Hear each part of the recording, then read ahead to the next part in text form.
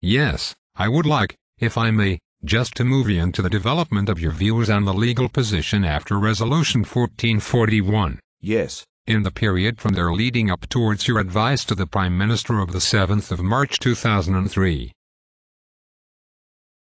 Yes. I understand that. Just picking up from where we were before the break.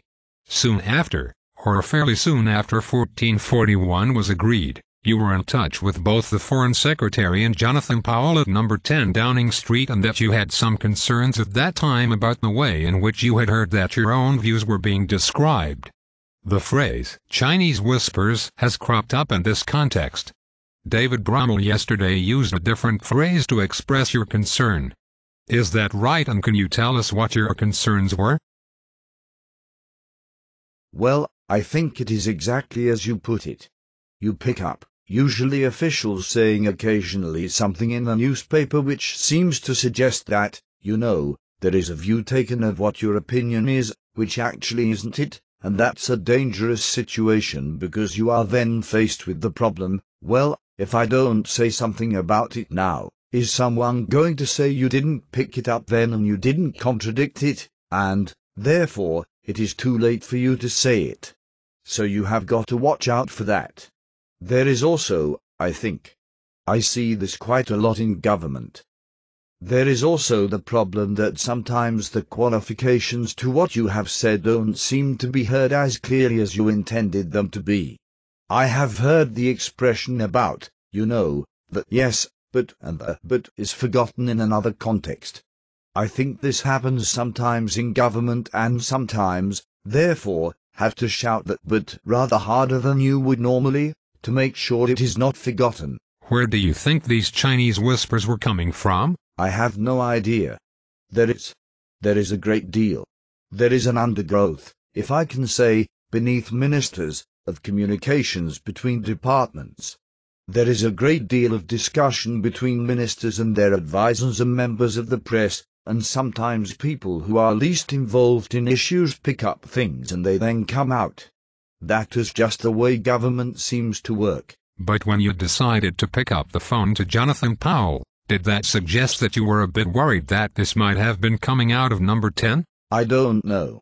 I don't know whether I picked up the phone to him or whether it was arranged that there would be a meeting or a call. I don't know. But of course, at the end of the day, what mattered was what was the view in number 10. Wherever the Chinese whispers had been coming from, what mattered was their view, and each time I did say, I want this to be understood, the response I always got was, yes, that is understood, and sometimes afterwards you wondered if that's the way everyone was acting. But what also mattered, obviously, was your view. So you presumably reiterated your view to Jack Straw and to Jonathan Powell in those conversations? I think there was an important moment after 1441, when I had a conversation with Jack Straw and I hadn't at that stage received what I would call instructions. I want to explain that word because it could be completely misunderstood. The way that lawyers work, particularly barristers, which, of course, is what I come from, is you get instructions, which means a request to advise, and the request to advise comes through with the detail of the question and with the supporting materials, often with views expressed that you can, and until I had heard that, particularly the Foreign Office legal advisor's point of view, and been able to analyze that, I wasn't really in a position to give a definitive point of view. So there came a moment, I remember, when I was discussing this with Jack Straw. He was particularly anxious, I think, that I should understand the negotiating history, and I said, that must be something then that I'm properly briefed about, because I wouldn't have otherwise been able to work that out. Well, not satisfactorily. For myself. So I think that then came this moment when it was agreed that I would receive this request for advice, and that finally came at some stage in December. Until that had arrived, I couldn't actually start to form a definitive view anyway. You were keen, were you, at this point in November, to get to the position where you were instructed to give advice, asked to give your formal advice? Well, in a sense, It wasn't necessary for me to give advice until it mattered, and it wouldn't really matter until we were at the point. If we ever came to the point, I very much hope we wouldn't, but we did. We came to the point that a decision had to be made whether it was lawful to go to use force, and it is not uncommon in government that the Attorney General's advice is not asked for until it matters. This was slightly different, because this was happening, as it were, in real time, against a background of public statements being made, and so there was some degree of concern that people might say things and then start to believe that those were necessarily the true position. Sorry to interrupt, am I right that the Chinese whispers were that you took an optimistic view that, if Iraq were in breach, there might not be a need for a second resolution? Yes, exactly so. So it mattered that there was no lack of clarity about your view, and did you reiterate to the Foreign Secretary that only the Security Council could make the decision on whether there had been a material breach and only the Security Council could authorize the use of necessary means to deal with that breach? That is so, although I do think there is a point here, if I may, that is worth explaining, because I mentioned before the break the significance of operational paragraph 4. Now, the architecture of Resolution 1441 is extremely important.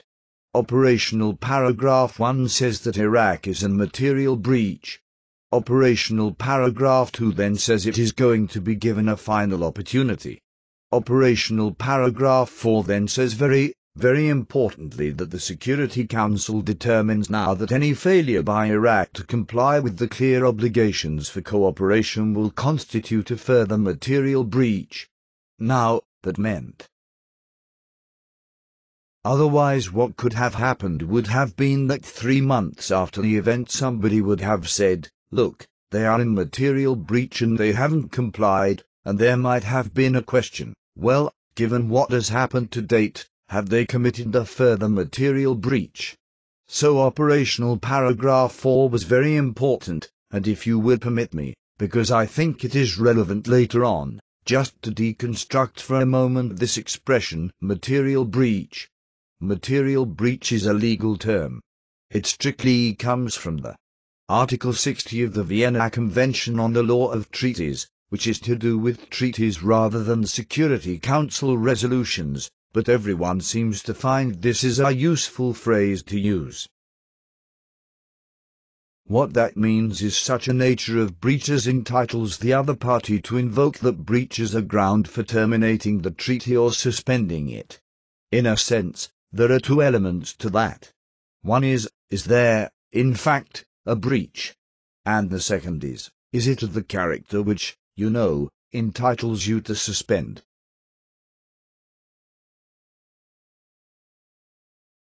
The degree of seriousness. It could be. It depends what the treaty is and, as I understood it, what the Security Council was saying here was, after 10 years of many resolutions, many attempts to get Iraq to comply with 687, this was the last opportunity. We are going to give you this last opportunity, but any failure to comply with the clear obligations we have imposed upon you will be a further material breach. In other words, will of itself be a justification for deriving authority. What that means is, if, as a matter of fact, there is then that failure to comply, the Security Council has already decided that that has the character of an event which justifies the revival. Put in colloquial terms, the Security Council was saying, this is the last straw, no pun intended, forgive me, but this is the last. I didn't mean to make a joke by that. I'm sorry, I shouldn't have said that. It is far too serious for me to be making comments like that, and I didn't mean to.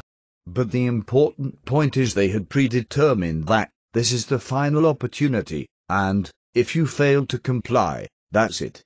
So there needed later to be sorry. Yes. We will certainly come back later on to the fine meaning of the Security Council.